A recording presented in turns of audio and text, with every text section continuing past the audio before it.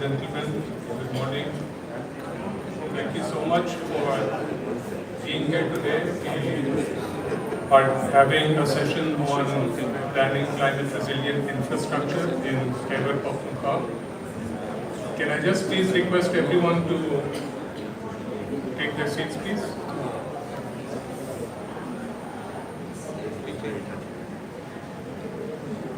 Thank you. We also have a wonderful panel today that we will be bringing in a bit later on, but I think just to start the conversation, we would like to give a context of the project itself, what SEED has done with respect to climate resilient infrastructure in Khyber Pakhtunkhwa. We have some brilliant panelists, like I said, who have great experience not just in the region, but also from the research and academia point of view on very new aspects of climate resilience. I'm very excited to have this panel here today. I'm going to invite Kashwali Khan, who is project director at SEED, to introduce SEED to us, tell us what they're doing, and then we will have Dr. Umar Mukhtar make a very small presentation setting the context for the project itself, and following that we will then invite our esteemed panelists to have an open discussion. We have some questions for them, but we would also like this to be a very interactive session. So thank you once again for coming. Kashwali, can I request you to come to the podium if you like?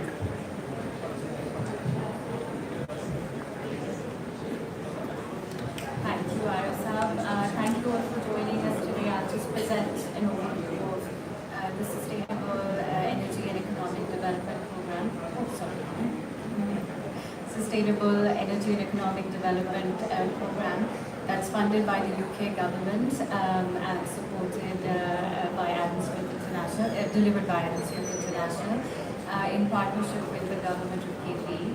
The SEED program initially was a program that was designed to improve public investment efficiency and also bring about foreign and domestic investments, increase foreign and domestic investments to enable greater economic growth, higher employment, etc. But then, owing to sort of KP's vulnerability in the climate, KP's vulnerability to climate change, the programs quickly pivoted to support the government of KP in implementing their climate action plan. What the program is essentially doing is working with the government of KP in creating greater fiscal space and designing, co-designing and delivering public projects. And simultaneously, we're also working on some public-private partnerships and enabling greater investments. What that means is for climate change and how we're supporting the government in delivering the climate action plan, we're looking at a number of interventions together.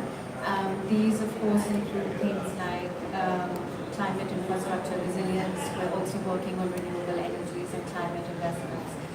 We're working with the government of KP in supporting, sort of leveraging and tapping into climate finance, helping build a pipeline of projects, and sort of supporting them in bringing in more investments and delivering these. Of course, we spoke about this day before yesterday at lunch, so I won't go into that. In 2022, of course, KP was hit by floods, which of course resulted in a massive loss of lives and also a great destruction of infrastructure. And that meant that over 100 bridges needed to be repaired, over 1,500 people were displaced. So in that moment, I think SEED supported the government of KP in designing climate resilient infrastructure. Formally, what happens is every time there's a disaster, there's a national disaster, the government's been creating infrastructure again and again. but without being climate resilient. But this time the government of KP requested us to help them design and deliver climate resilient infrastructure. The repairing of bridges, the loss that occurred from the floods, and the cost of rehabilitation was up to 20 billion rupees. So we've now come together to create climate resilient infrastructure that will reduce costs both in terms of lives and susceptibility and vulnerability, but also in terms of economic costs. This work on climate resilience infrastructure has been led by Dr. Mukhtar, so I will invite you now to present your work, please. Thank you, Kashmali. And just to be clear that I'm not really a climate expert or an engineer, but I have some wonderful people working in our team of engineers as well as climate experts, as you can see are examples sitting with us, who help us with some of our work. So what happened?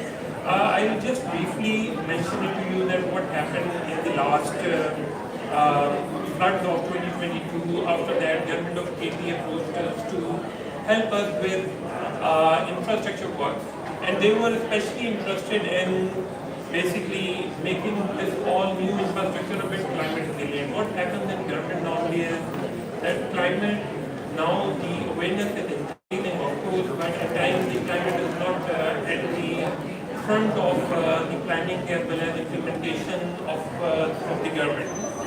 So what we did was the government discussed with us something like 100 different projects which were damaged by the flood.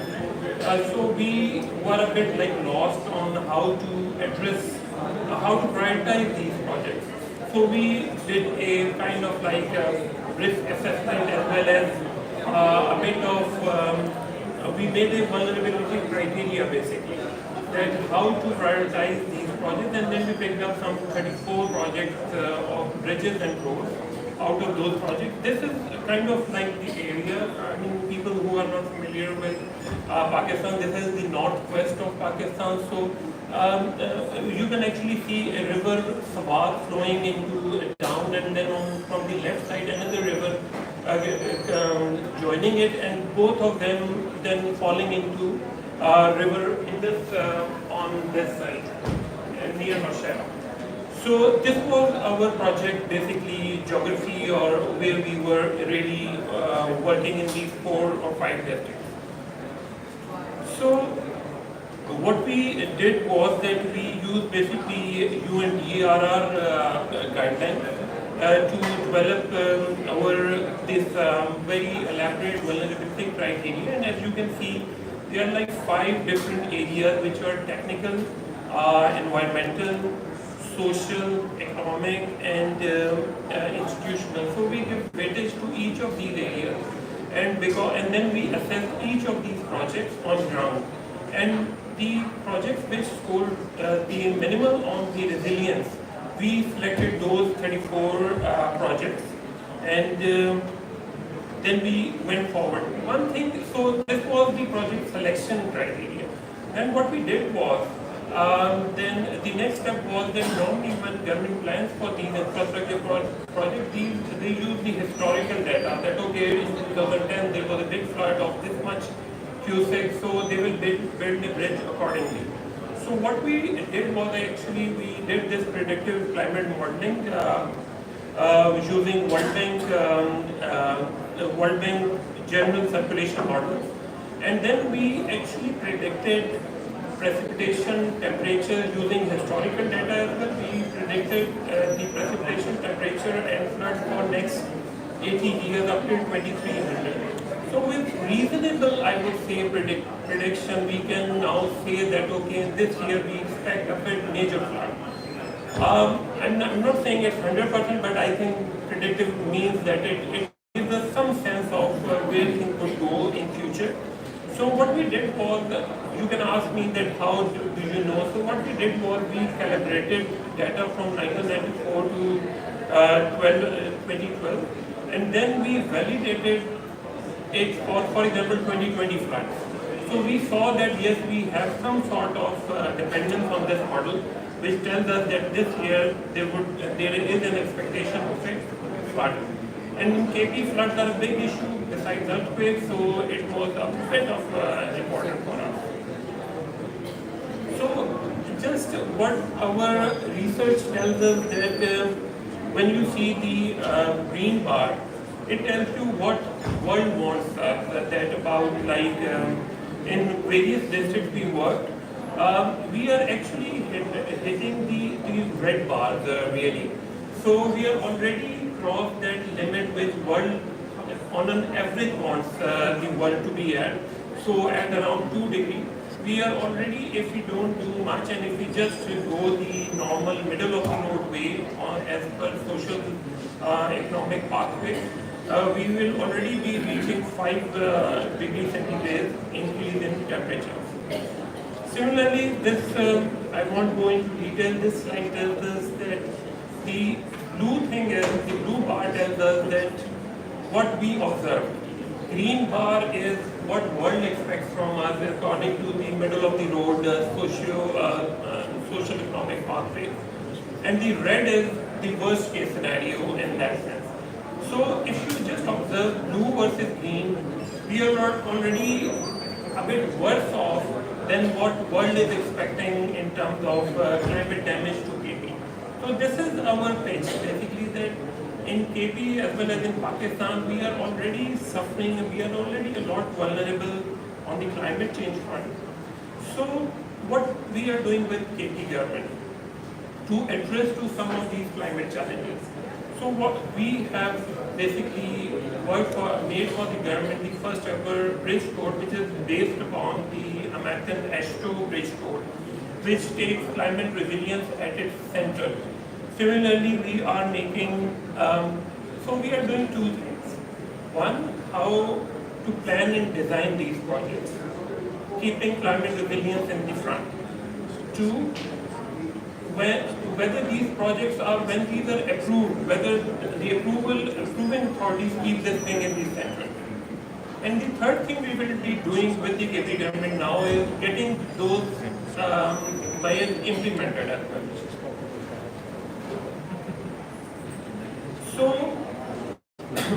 So just to mention that climate resilience is not just about focusing on the climate part of it, it's also about engaging community.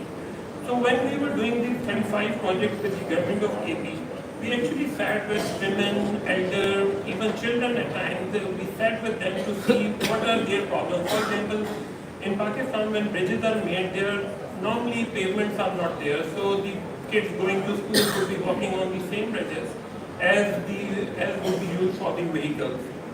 So just to give you some example of this is one of our case study where the bridge was there in 2010, but we lost the approach roads to it. And if you see the smaller picture in the inset, you can see that half of the bridge is there, and the rest half actually people used to travel in these makeshift kind of cable cars, which are very dangerous, and we saw some of those examples in our recent past as well. So just a bit on this slide. So you can see in the middle is the main bridge, and what we try to do is we have added, for example, a cycle lane or cart lane at one side and a pedestrian lane on the other side, just to make it more user-friendly and more resilient for the community as well as for the climate. So one question, and I would leave it to the panelists, and we have actually a wonderful list of panelists with us today. That normally what at times the criticism we get is that climate resilience infrastructure is costly. Yes, it is costly, but at times just at that moment, if you see for the longevity of that project, actually we did this small kind of very basic study which tells us that it saves you a lot of money if you build any bridge or road according to climate resilience. Initially it may cost you a bit more, but over the life or over 75 years or over 50 years, it saves you a lot of actually money. So this is basically, we just wanted to present to you some of the stuff we are doing with the help of KP government in KP, responding to floods, responding to climate disasters, and and trying to actually what we are trying to do now is trying to understand from the experts how we can do it better. And that's where I think our esteemed panelists will come in today, that how we can improve and how we can support KP government even better to take this journey and adaptation to climate change as well as we can. I thank you.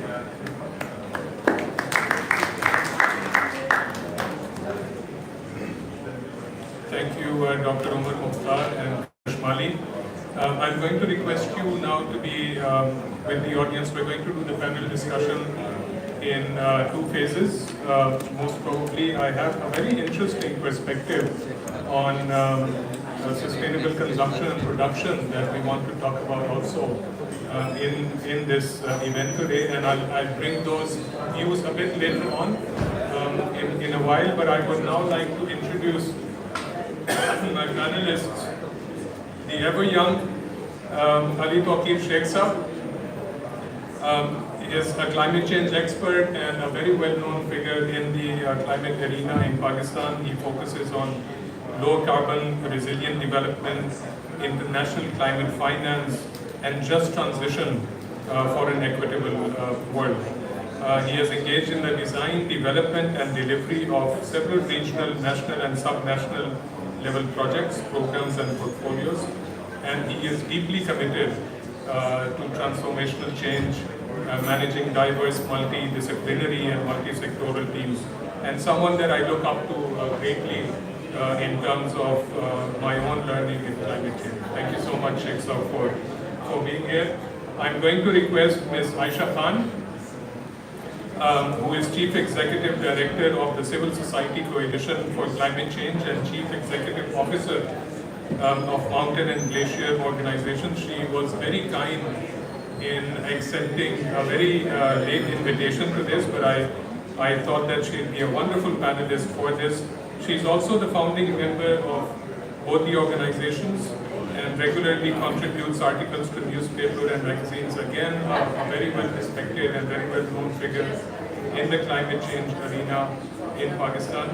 I'm also greatly delighted to invite Dr. Manjurul Hannan Khan. He is the Chief Executive for Nature Conservation Management and served in the Bangladesh Civil Service Administration from 1980 to 2020 in different capacities. Extremely experienced and well respected, and when we talk about resilience, we don't need to look much beyond Bangladesh and some of the experiences coming out of Bangladesh, and it will be wonderful to have his view on various issues. Mr. Fawad Hayat, again currently with NDRMF, has 17 years of diversified professional experience of working with government organizations, UN, and the private sector. Currently doing some very exciting work on risk transfer also, which is something that we would like to for him to explain a bit further. I have two very special panelists, Zenaida, who I will invite a bit later on, and also introduce her, and also Hans, I will bring you in a bit later on with your permission. I'm going to start straight away with you, Sheikh Saab, just like we also heard Umar Saab right now. There's a certain cost when it comes to building resilience. And while it looks quite enormous in the beginning, it can actually mitigate disaster-related expenses in the long run. But building resilience, as you know, is very similar to things like adaptation, and it is a certain function of resources, political will, etc., etc. So it's not as easily done as you would actually think. So for all of these things to come together, how can you think Khyber Pakhtunkhwa address this resource challenge? How can they bring all of these things together in terms of the resources available? And then we could probably think about the actual resilience afterwards. Thank you. Thank you for your very kind introduction. And I want to build upon what Umar Mukhtar said. I think it was a very inspiring presentation to show that how you are trying to revise design of infrastructure, resilience in mind and longer time span in mind. That is a very good step, especially if it is based on science and based on some observation. I have no expertise on this, on KP. I have no expertise on KP, but I wanted to make 4 points in as many minutes, with your permission, which I thought could be relevant for your project and for the entire country. Since I don't have an expertise on KP, I want to build my case on the last floods that we had and the PTNA report that was printed by or released by the Planning Commission. And we are very privileged that the Planning Commission Secretary is also sitting there. It listed $30.2 billion worth of losses. On a closer look, most of the losses were private losses, individuals' losses. They were in excess of 20 billion. And about 10 billion was lost by the government. And the government and infrastructure loss was roads, bridges, transmission lines, community infrastructure, hospitals, things of this sort. Why? Or how we could cope with it. I think none of government infrastructure was insured. Risk transfer is an instrument that needs to begin with government infrastructure. That can be woven into every PC1, every new project. Imagine if this was insured. Second was the construction standards and the guidelines and the materials used. For the most part, they have not been scientifically revised. Provinces copy each other, and first province will copy the federal government, and the federal government engineers, a group of engineers, will just do a hasty job. So revising the construction guidelines and the materials is an essential prerequisite that is long awaited since the partition Act in 1947. So that is second. I want to come to now the other two $20 billion, $21.2 billion losses. This was mostly housing, both Kacha and Pakka, formal and informal. And then remaining part was agriculture and livestock. First, the housing. You lose housing for the first reason that is common to the government. Where is the structure, where are the guidelines, where is the work done by a council of engineers to improve the design and construction. Very importantly, where was the zoning? If we allow construction of houses on the river, in the river beds, then we are bound to face disasters. So we could have, and in future going forward, we can possibly avoid that if we focus on zoning, and KP is blessed in that sense. We have plenty of land with less population compared to India. Second was livestock, and this loss was more than usual. Remember, for every family, including mine and probably yours, biggest ticket item is our house. But if you are a rural community, your livestock and the standing crop are the next two biggest assets. No insurance system for livestock or for the house. No risk transfer for the standing crop. These are instruments that pilot project like you can possibly pilot. Uptake by the government is based on success stories. And if you can demonstrate success story on these 4 points that I have tried to make, I think you'll do a remarkable service, not only to the province, but also to the rest of the country. Thank you. Thank you, Ashik Sir. So one of the things that Ali Tawqir Sheikh talked about was insurance. And before all of these loss and damage funds and all the others were established, there was a lot of emphasis, and still is, rightly so, on coming up with workable insurance mechanisms for climate-related impacts.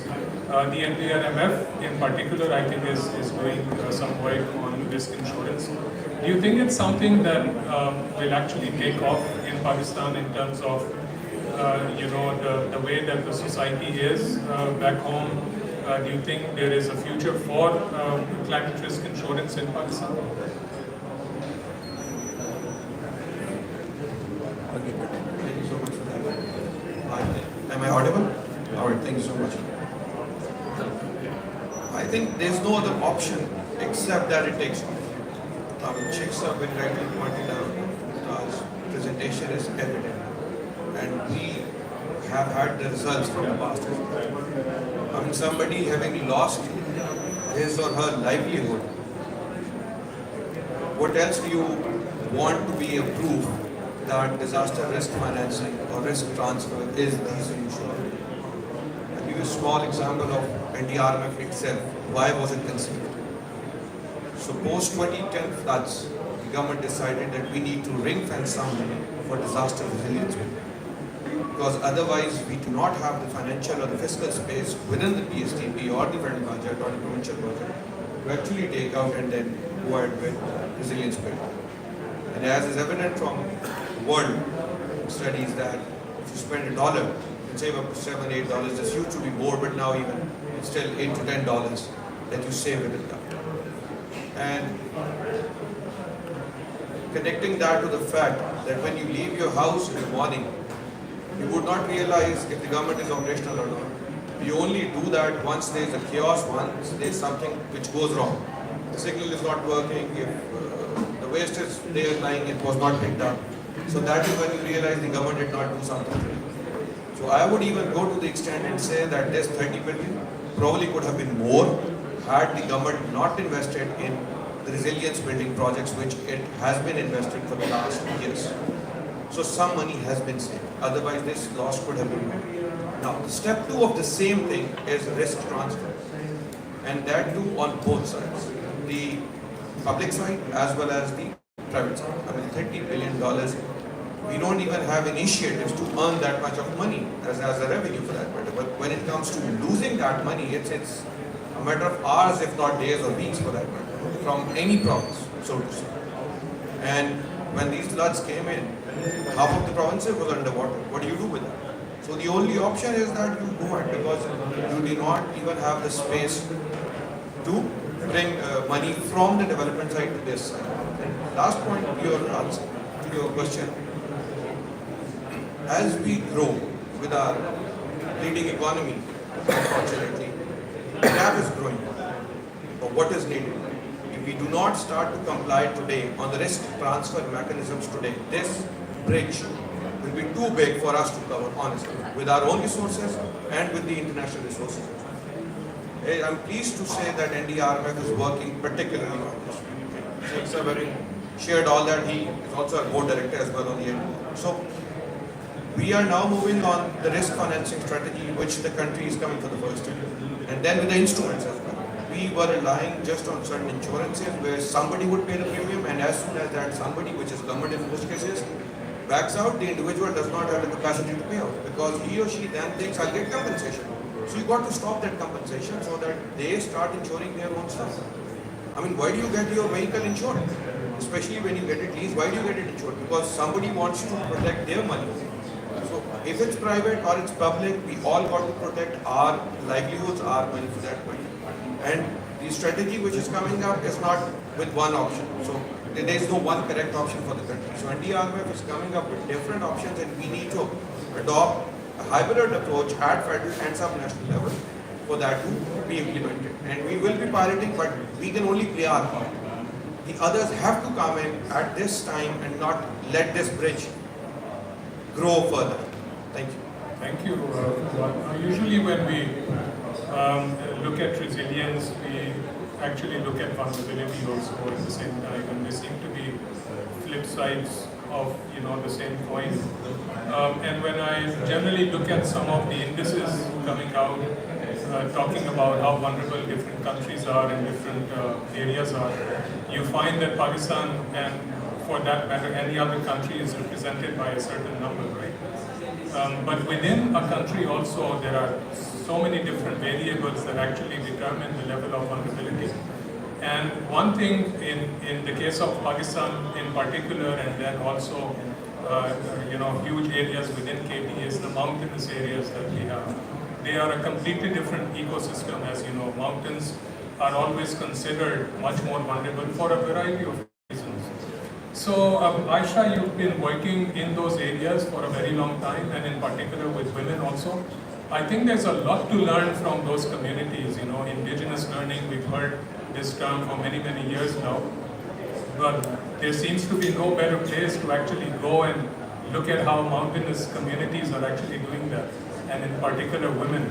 How do you think that that can eventually, if we invert it and say trickle down to the policy level, if that's one way of putting it? Thank you. I'm happy to bring gender perspective into this conversation. And because I'm a practitioner, I work with mountain communities as our principal stakeholders. I think I can respond to that question in multiple ways. I think let's first begin with mountain geography and mountain topography. It has its inherent limitations. When disasters happen in plain areas, the road infrastructure is better, and also we always notice that relief rescue work is done with helicopters.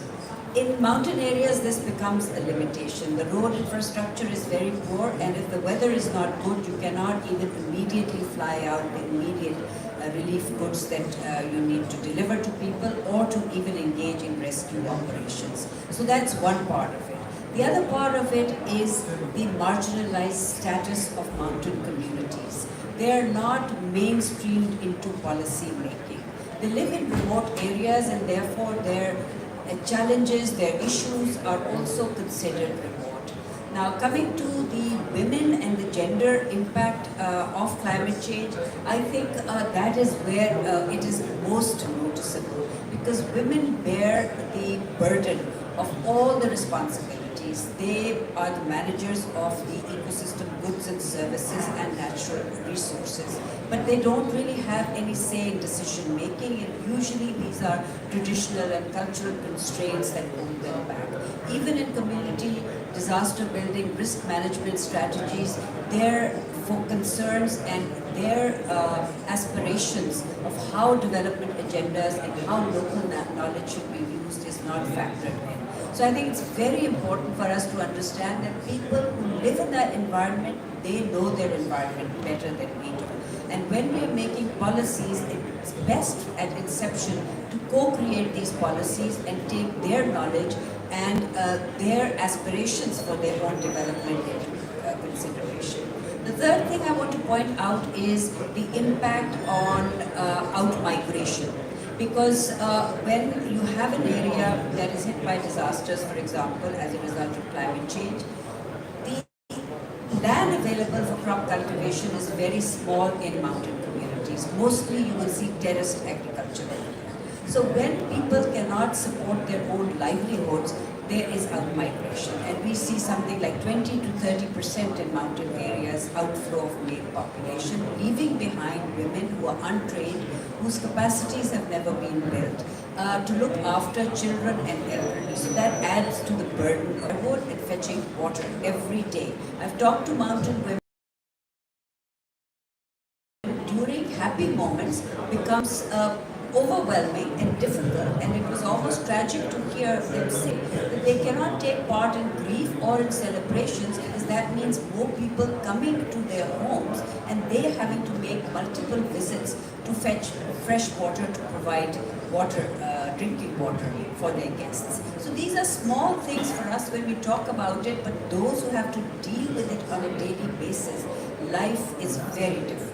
So I think we need to have special consideration for mountain communities and regard it as a critical ecosystem, because we're talking about KP over here, but the mountains in Pakistan stretch from the Himalayas to the Karakorums to the Hindu Kush. We are at the meeting point of the three great mountain ranges, the HKH. So these are actually the bottom towers of Asia. This is the third pole. What happens here will not stay here.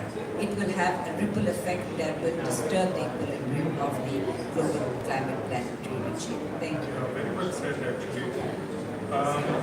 Again, for resilience and adaptation in particular, and like I said earlier, we do not need to look very far, and beyond Bangladesh. I think they have some wonderful examples of how they have tackled some of the problems that they have faced.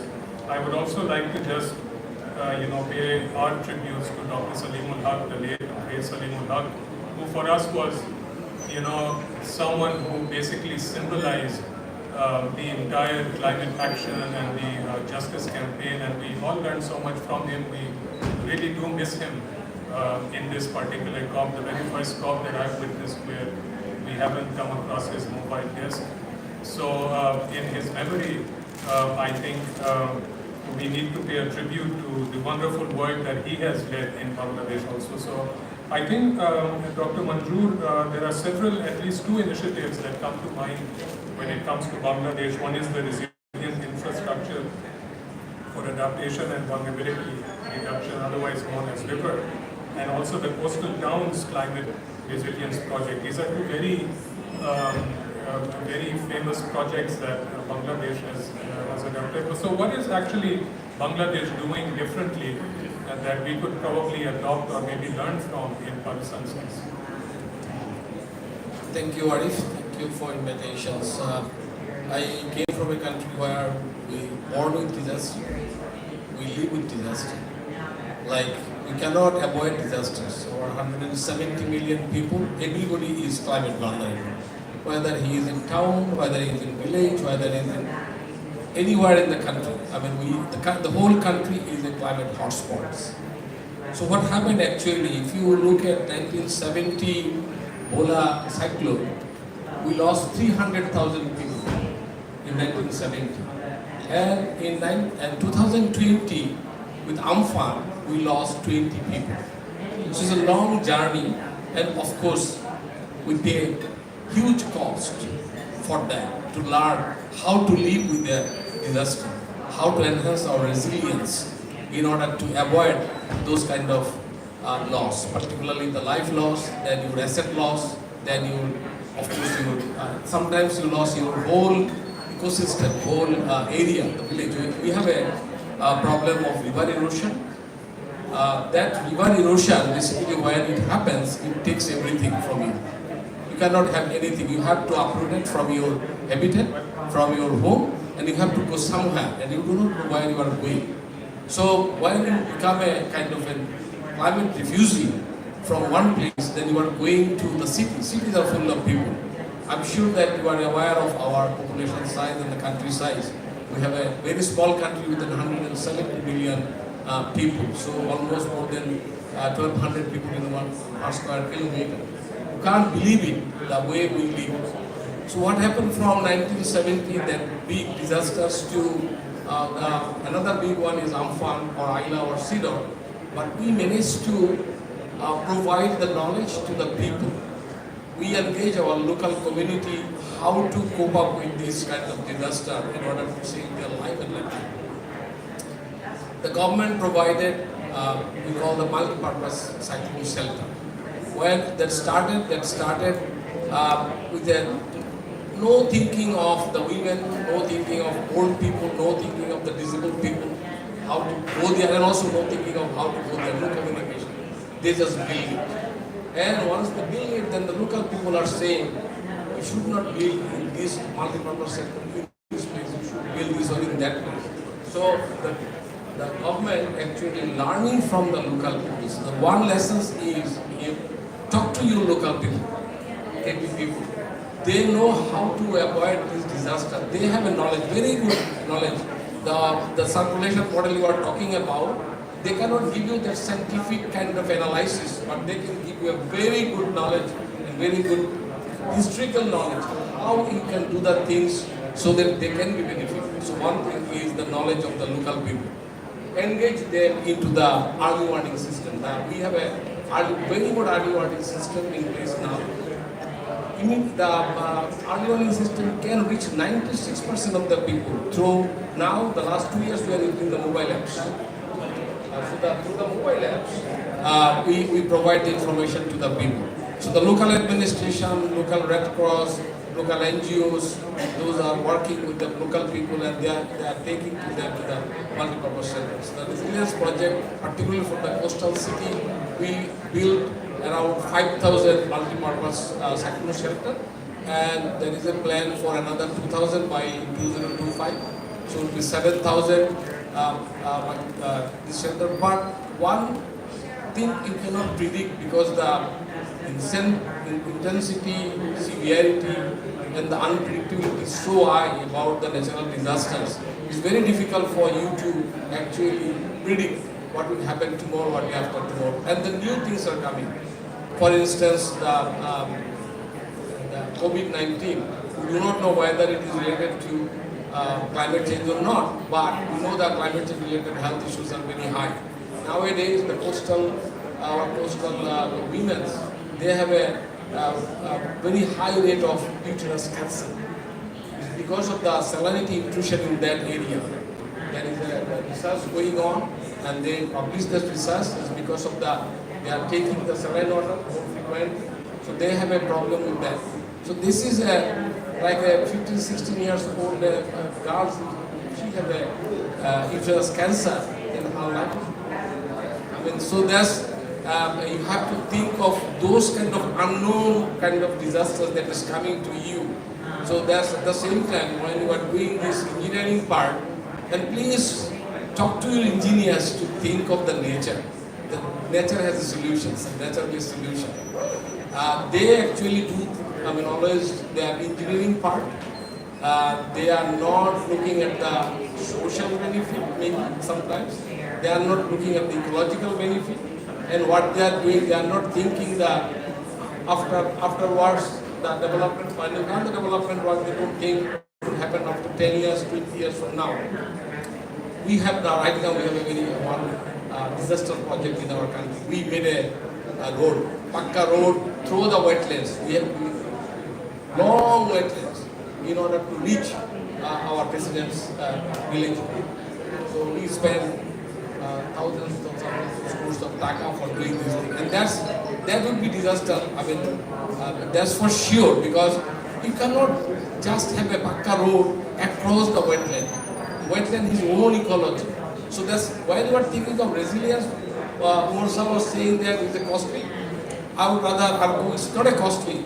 It's rather more beneficial for all of us if we think today rather than paying high amount tomorrow in terms of lives, in terms of asset.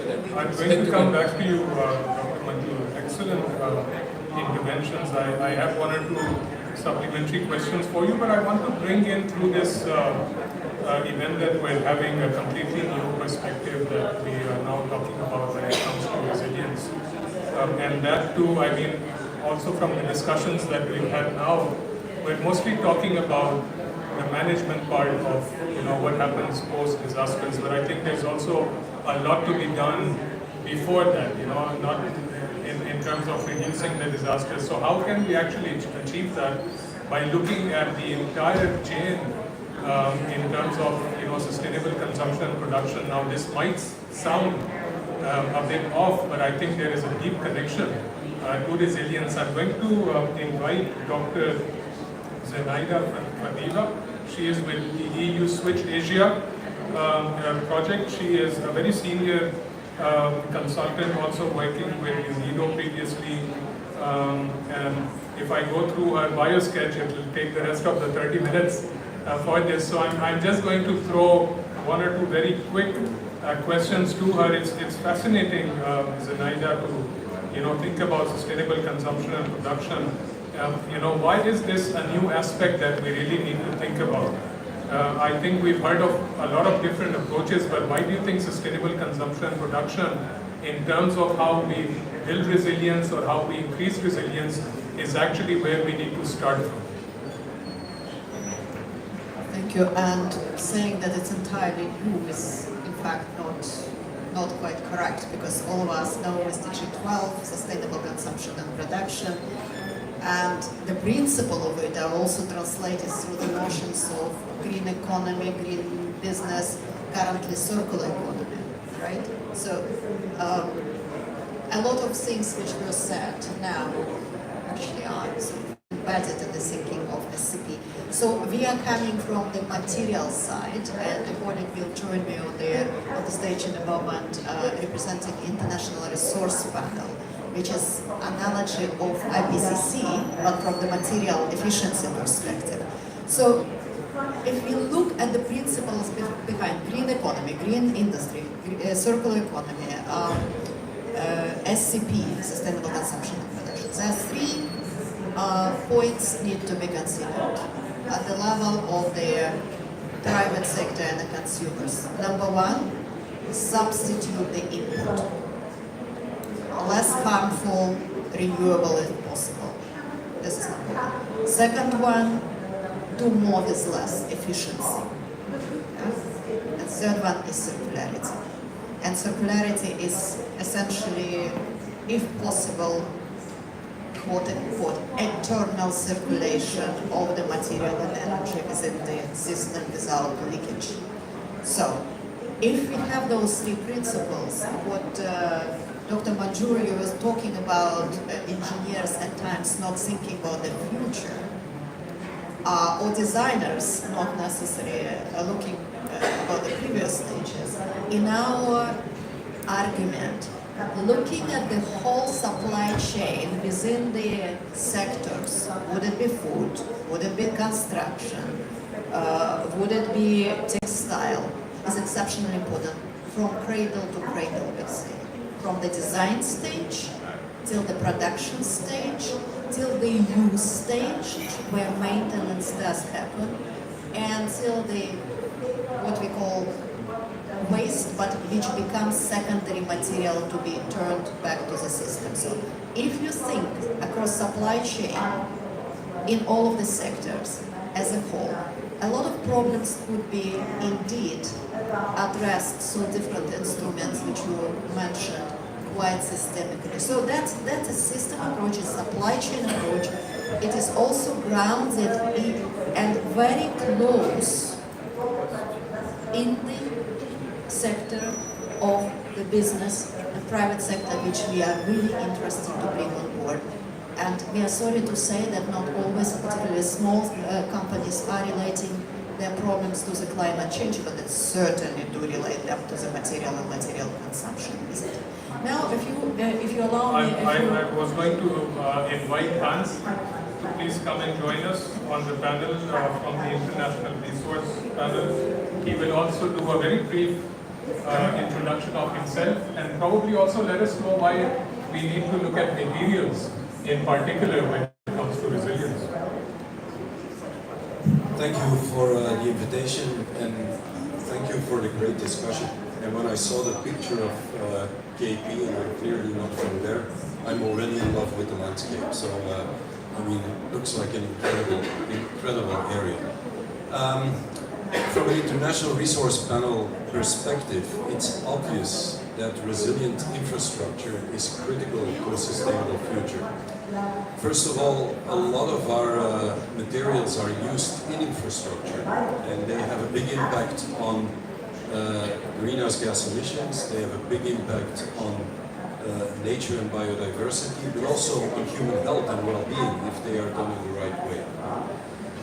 So if we don't build them in a resilient way and they get wiped out, that they need to be rebuilt.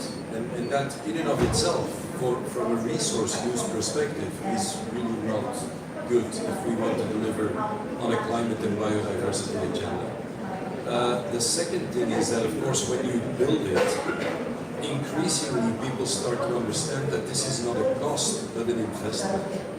And I think we fail in our discussions to make that distinction between a cost and an investment. Building it 4 times because it gets wiped out, because you don't take into account what is coming or what we know is coming, that's a cost. And on top of that, it's stupidity nowadays, to be very blunt. if you build it in a resilient way, it's an investment.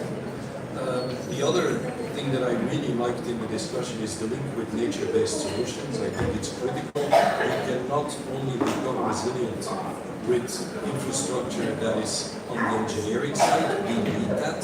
Yeah? I'm from the low countries. We have other engineering projects that we need, but it's also a nature-based solutions issue.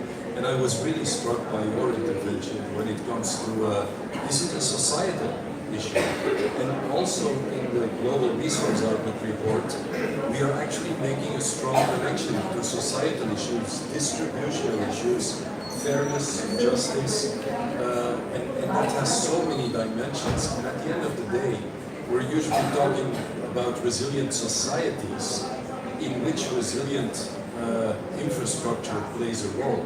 But you can engineer a resilient society, you can economize it, but at the end of the day, it's people that make up a resilient society, so including them in this whole thing is absolutely critical, also from the perspective of the whole resource chain, the value chain that runs across that. I'll keep it at that because I think, you guys want to be brief. Zenaida, you want to add something to that? Both Hans and I would need to withdraw very soon. As a similar talk for Central Asia, the world is talking about bringing resources and climate together. But two things which are important to remember. So, when we speak about resilience in this context, we of course speak about disaster which strikes the world. But let us look at it a little bit broader, because resilient society and infrastructure development can actually build resilient society if local people are involved, not only in the consideration of the design, but also in the construction practices, and moreover, maintenance practices. Maintenance, particularly predictive one, modeled one, for big infrastructure projects where approximately societies know what can strike at what conditions. Having little monitoring devices and doing this predictive maintenance might actually minimize the damage, isn't it?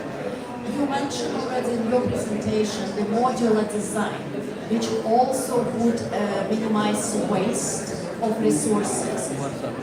We do know that if we speak about cement materials, for example, 40% of it could be minimized in terms of greenhouse gas emissions if we do different design, alternative materials, including for big infrastructure projects. What I'm trying to say is that infrastructure projects actually are not only adaptation ones, but they're also very strong mitigation tickets, extremely, because by using things differently, designing differently, both buildings, bridges, dams, and houses, private houses, which you're absolutely right, often being uncontrolled and lost, doing it with less climate impact, actually working on mitigation as well.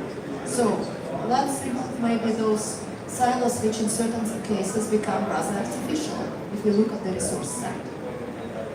So I'm going to actually invite everyone for their final comment, just 1 minute, on what you feel you would like to see change, whether that is, and especially in the context of Pakistan, maybe for Hans and for Zenaida, maybe in general. What would you like change in terms of either policy or maybe government support for communities, or if it's the NDRMF, for example, how would you like to do things a bit differently, or see that the the general framework in the country is a bit different? Just in 30 seconds, what do you think can be an action point that can be taken up maybe in the next year that will change the way we look at resilience? So anyone can start. Well, thank you. I think we need to acknowledge assets in the sense of knowledge, in the sense of, she said about consumption pattern, in the sense of construction material. We need to acknowledge the assets that can enhance the resilience for the community. That will be our next point of actions, particularly from my country. I want to go back to Omar's presentation that cost is a and reinforce what you said, it's not a cost, it's an investment. In Pakistan and perhaps in many other countries, we spend less money on adaptation and more on maladaptation. And maladaptation drops population people for at least 40-50 years. Each project is big. So, in order to avoid maladaptation, we need to create a foundation for well-informed scientific interventions that reduce our wasteful projects in adaptation that we call development, focus on I think for me, we need to acknowledge that we need to get out of this silo approach mode. We need to understand that nothing works in isolation at the individual level, community, institution, even country level. We need to start owning the climate agenda collectively. We need to understand that we need to make this a whole of society, a whole of government, and I would say a whole of region approach, because unless we don't look at things in the regional perspective, I don't think we'll be able to find a solution for problems that we face. Thank you. I think business as usual will have the results where we are today. We got to change that, implement the scientific data which we have, and then move towards the risk transfer factor which we discussed, and go for the implementation with a will. That we accept the scientific data which is in front of us, and just leave aside the other factors which may include religious aspects or this is a development. So let's do things right. I think this is a really good example in Bangladesh and Pakistan with the big floods that we've had. As humanity, we're at a point where we will have to choose. Will we change by disaster or by design? And if we're intelligent, we will do it by design. If we're stupid, we will do it by disaster. And I prefer the first route. And so let's go for it.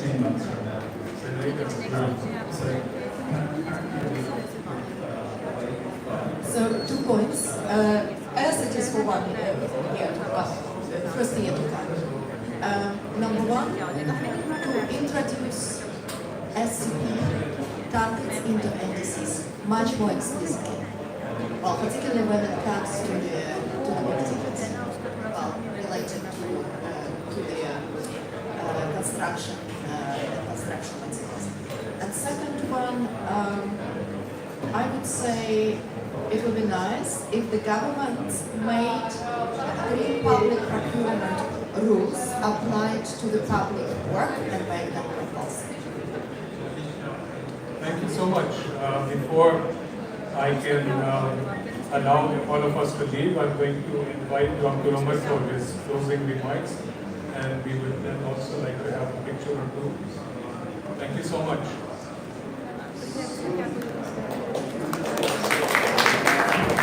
Thank you, Arif.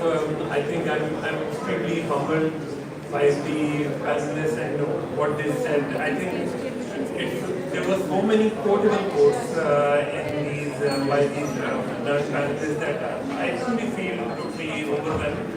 And I would say that I think I have learned a lot in this session. That how to, I remember what Aisha said, that what stays there. What stays there, I would not stay here. And I think that was a lovely phrase, and disaster in design. I'm so grateful, and we have our token of appreciation for you and one last picture. And we are very grateful for all of you to be here and bringing so many perspectives into this discussion that we will try to take forward this year. Thank you.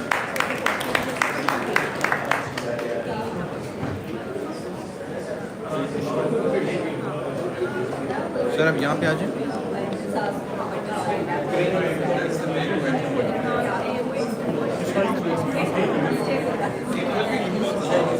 Sir एक photo group photo कर